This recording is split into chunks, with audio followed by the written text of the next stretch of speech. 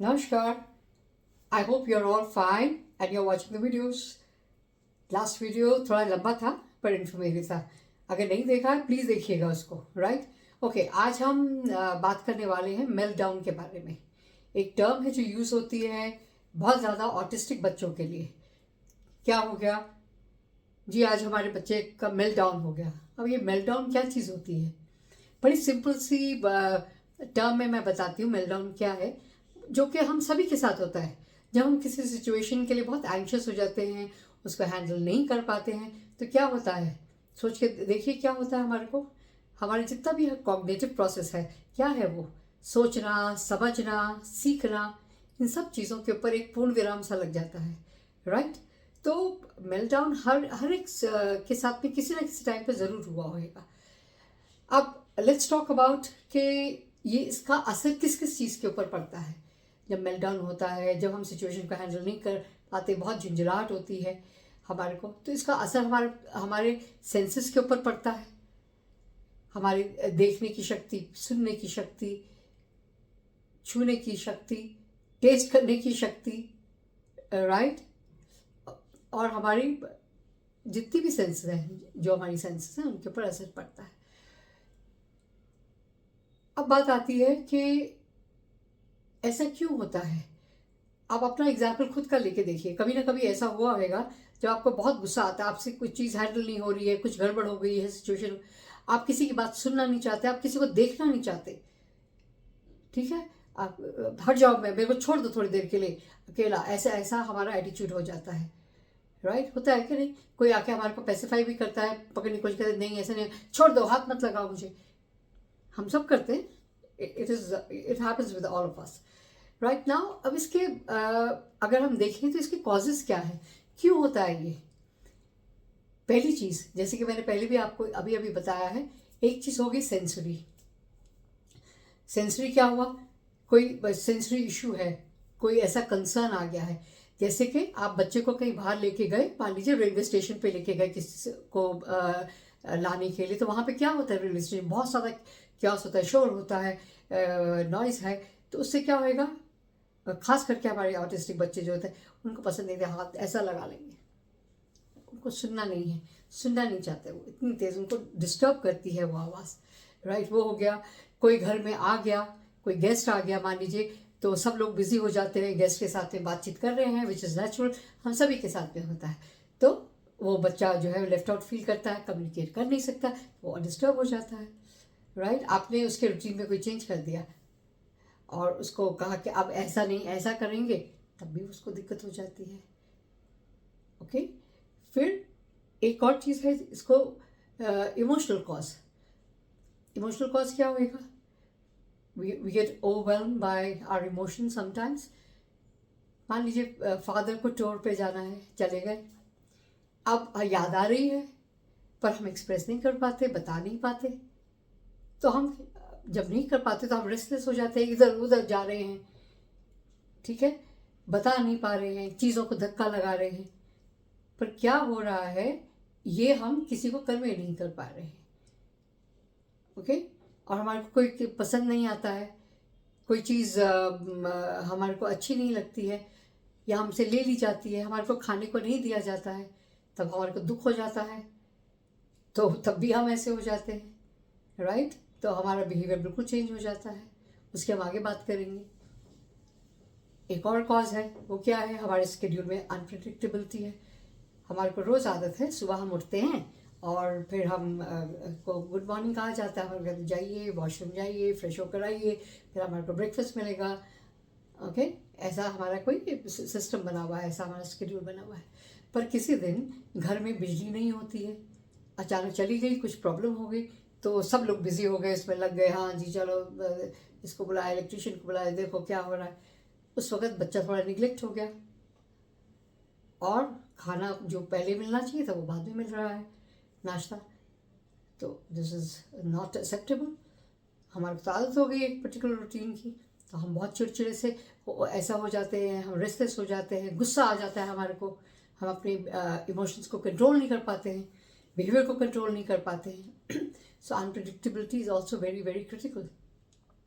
इसीलिए स्केड्यूल में ऑफन हम चेंजेस अगर लेकर आए बच्चों के साथ में, कुछ टाइम तक सेम रखिए, पर उसके साथ में एक और नंबर 2 शेड्यूल क्या है वो भी साथ में अपनाइए, उसको भी, उस ऑप्शन को भी रखिए, उसको भी यूज़ कीजिए, ताकि वो एक साइकिल जो है वो ब्रेक हो जाए। हर वक्त सेम नहीं रहे, क्योंकि लाइफ में हर वक्त सेम नहीं होएगा। ये तो ऐसा हुआ कि हमने एक बहुत टिपिकल केस मुझे अभी अभी याद आ रहा है। एक बच्चा मेरे पास आया, पेरेंट्स आए कि इसको हम बाहर लेके गए, आइसक्रीम लेके दी, आइसक्रीम इसके हाथ से गिर गई, और फिर रोना धोना और भागना और चीखना चिल्लाना शुरू हो गए। तो क्या हो सकता है, हम कहते हैं ना there is many a slip between the cup and the lip, वही वाला हिसाब हुआ। तो ऐसी सिचुएशन भी लाइए, ऐसा उसके साथ में करिए पर्पसली कभी कभी, कि ऐसा भी होता है।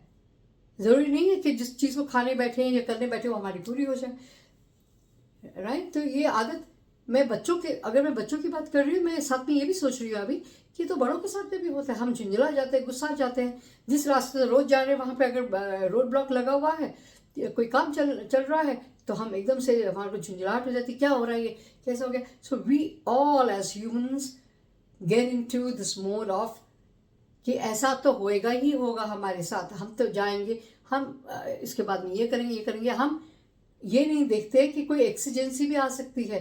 तो अनप्रिडिक्टेबिलिटी भी एक एलिमेंट है जो हमारे को बच्चे को दिनचर्या में बिल्ड करना होगा वंस इन अ वाइल, ताकि वो सीखे कि जो है वैसा ही नहीं चलेगा, चेंजेस आते हैं जो कि नॉर्मल है। तो प्लीज़ इसको भी इंक्लूड कीजिएगा अपने, जब भी बच्चे के साथ में आप कोई भी काम करते हैं, ठीक है। अच्छा, जब हम बात करते हैं मेल्टडाउन की, तो ऐसा नहीं है कि ऑल ऑफ सडन हो गया, बैठे बैठे चीखना पुकारना शुरू कर दे रहे हैं। वो कुछ कुछ साइन दिखाता है बच्चा, हमारे को कुछ कुछ साइंस जो हैं और उसकी ट्रेल्स छोड़ के जाता है। जैसे काम आपने इसको दिया तो उसने हटा दिया, रोज करता है, नहीं कर रहा, ध्यान नहीं दे रहा, यहाँ वहाँ बहुत देख रहा है, आप उससे बात कर रहे वो देख इधर रहा है, आप बार बार उसके मुंह कहते इधर देख, कहाँ देख रहा है, इधर देख सामने देख, वो नहीं देख रहा है, वो फिर भी उधर देख रहा है, उसका मन नहीं लग रहा, धक्का लगा दिया चीज़ को, एकदम से चेयर को हटा दिया, उठ के चल पड़े, अब चलते चलते भागने लग गए, भागते भागते रुक गए, फिर भागे, राइट। तो उसका या आप बैठे हुए हैं, अगर उसे काम नहीं कराए बैठे हुए, तो आपके पास आए दौड़ के, एकदम से आपको छुआ, जस्ट फॉर रीअश्योरेंस, उसको आपको छुआ, फिर उसके बाद में वापस चले गए, फिर कोने में बैठ गए जाके, या आप कह रहे हैं इधर देखिए, ऊपर करो मुंह को, वो नीचे मुंह किया, नीचे से बात नहीं करना चाहते, हम छोड़ दो मुझे, I don't want to talk, that kind of a behaviour.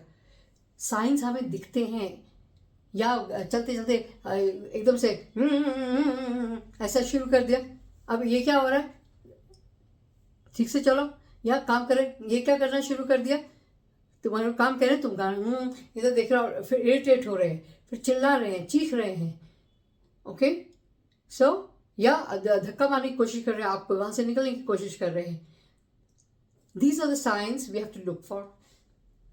हम 24/7 एज पेरेंट्स भी अपने काम में बिजी होते हैं, विच इज़ नेचुरल, हम नहीं देख सकते, पर कुछ कुछ साइंस दिखाई देते हैं over and over again, right. So we have to keep looking for these signs, इससे पहले कि फाइनल सिचुएशन में बच्चा पहुंच जाए जहाँ पे अनकंट्रोलेबल बिहेवियर हो जाए। और वो कैसा होगा कि वो आपको धक्का मारने की कोशिश करेगा, चीखेगा, चिल्लाएगा, ओके, और हो सकता है वायलेंट भी हो जाए, ऐसा भी होता है। So we have to look in for these signs. और बेस्ट चीज़ क्या है, ये सारी स्टेज जो पहुंचती है काफ़ी देर के बाद में, ये धीरे धीरे धीरे धीरे करके कहते हैं ना, जमा होता रहता है अंदर। बेस्ट है कि आप अपने बच्चे को, अब बार बार कहते हैं अर्ली इंटरवेंशन के बारे में, जितना जल्दी हो सके बिहेवियर को नॉर्मलाइज करने की कोशिश करें। यानी कि जब भी बच्चा, जब से छोटा था, अगर वो नाराज़ हो रहा है, उसका खाना उसको टाइम से नहीं मिला है, उसके ऊपर टेंट्रम्स थ्रो करने की कोशिश कर रहा है, उसको पकड़ के उसको समझाएं। अगर हम वहाँ पर ही इस पर पूर्ण विराम लगा देंगे और उससे बातचीत करके उसको समझाएंगे, तो स्टेज इतनी ज़्यादा नहीं बिगड़ेगी जितनी कि ये जो अभी हम बात मेल्टडाउन की कर रहे हैं, ये बाद में जाके इंटेंस हो जाता है, अनकंट्रोलेबल हो जाता है। तो प्लीज़ प्लीज़ अर्ली इंटरवेंशन के ऊपर बहुत ध्यान दीजिए, चाहे कोई भी डिसेबिलिटी हो या ना भी हो, नॉर्मल के लिए भी मैं बात कर रही हूँ। So please look into this factor also which is very very important. आप एक और चीज़ आ गई, हो गया मेल्टडाउन, मान लीजिए, अब आप कैसे हेल्प करेंगे, क्या करेंगे आप? क्या उसको उस वक्त पकड़ के लेक्चर देंगे? वो नहीं सुनेगा, वो स्थिति में है ही नहीं, वो is not in the mental frame of mind to receive the input being given to the child, not in the frame of mind. तो क्या करेंगे? आपको चुप रहना चाहिए, चुप रहिए, हल्का सा पैसे भाई के हाथ के इशारे से पूछ लीजिए, कर लीजिए, कोई ऐसी चीज़ वहाँ ला के रख दीजिए जो उसको बहुत पसंद है, उसके अटेंशन को डाइवर्ट करने के लिए, क्या पता हो जाए। It is just a chance. बहुत बारी बच्चों की हो जाती है और नहीं भी होती है, डिपेंड करता है वो कितने इंटेंस मूड के अंदर है उस वक्त, राइट। वहाँ पे कमरे में उस टाइम में केवल एक ही आदमी होना चाहिए जो उसको कंट्रोल कर सके, ताकि हम क्या कंट्रोल करना है, आप उस वक्त जो चीज़ों के ऊपर इधर भाग रहा कर रहा है उसको कंट्रोल करना मुश्किल होएगा। आप ये ज़रूर तसल्ली कर सकते हैं और ये देख सकते हैं कि वो अपने आप को भी हर्ट नहीं करे, सेफ रहे इसके दौरान में, क्योंकि इतना दिमाग के ऊपर उनके उस वक्त प्रेशर होता है कि उनको ख्याल नहीं रहता कि हम अपने आप को ही हर्ट कर रहे हैं। तो इस चीज़ को भी हमारे को देखना है, तो प्लीज़ इसके ऊपर भी ध्यान दीजिएगा। तो उस वक्त लेक्चर नहीं देना है आपको, आप चुप रहिए, जितना हो सके उस वक्त आई कांटेक्ट देने की ज़्यादा ज़रूरत नहीं है आपको। Let the child cool down, take him away from that place. अगर उस जगह में आपको लगता है कि सामान ऐसा है जहाँ पे कुछ कोई हादसा हो सकता है, तो उसको हटाइए वहाँ से, उसे से लेके जाइए, राइट। पर उसके साथ में एक जना रहिए, सारे लोग नहीं रहेंगे। दूसरा चीज़ जो बहुत इंपॉर्टेंट है, और आप सोचें कि ये क्यों बोल रही हैं इस चीज़ के बारे में, एक है हम बच्चे क्या वो मोमेंट जो है कैप्चर कर सकते हैं, हम एज अ पर्सन जो बच्चे के साथ है शायद नहीं कर सकते।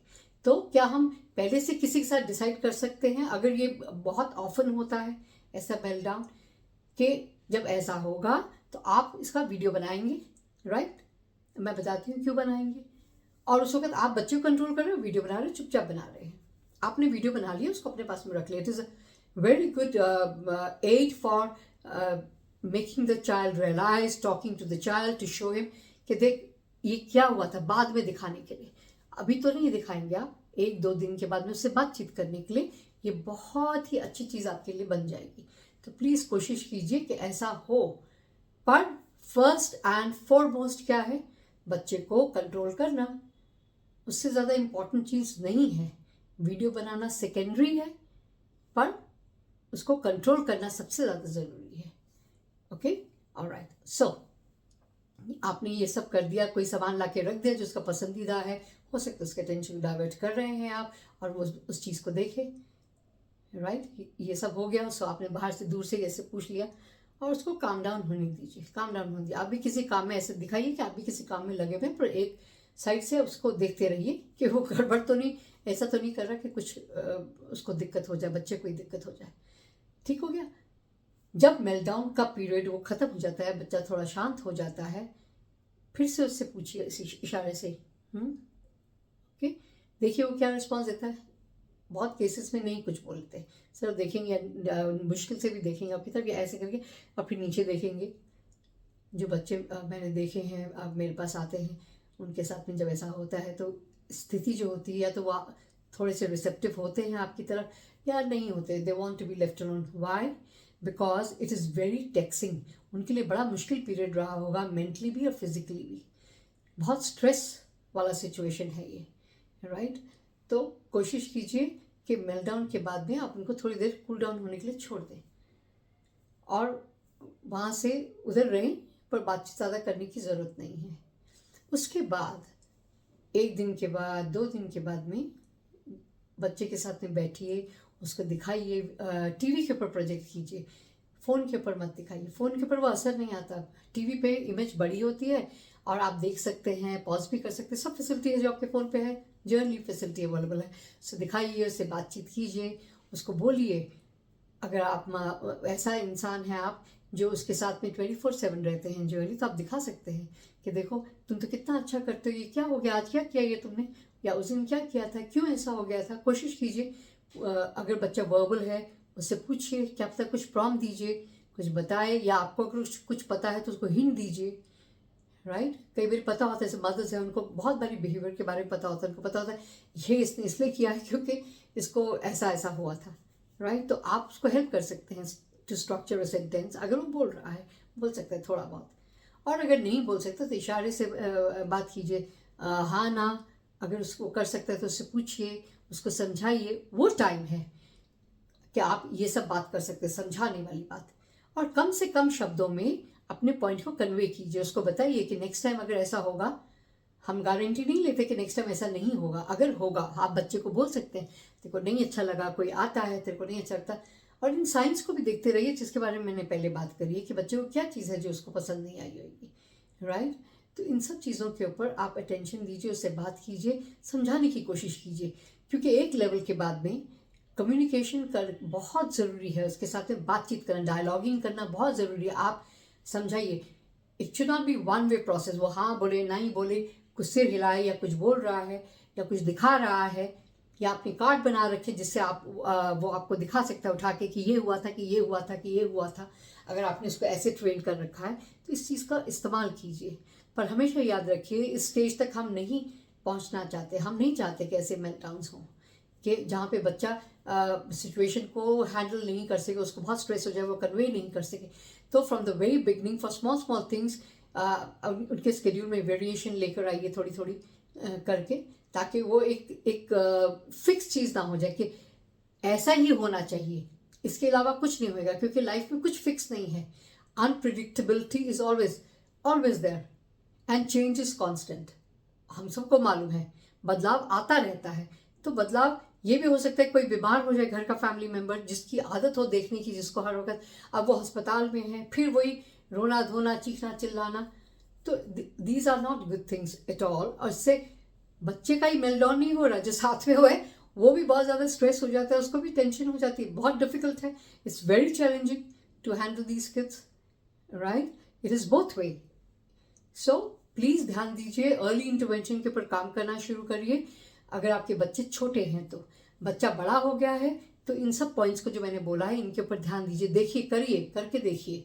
अगर आपको लगता है कि आपको इसके ऊपर और इनपुट चाहिए तो प्लीज़ अपने कमेंट्स में डालिएगा, ताकि इसके ऊपर हम और भी चर्चा कर सकें। Alright, so wishing you all the best, thank you very much, and always remember, like I say, I can do it, I shall do it, and I will do it. Determination अगर हमारे अंदर है तो हम चीज़ को बहुत अच्छे से कर सकते हैं। ठीक है, all the best, thank you.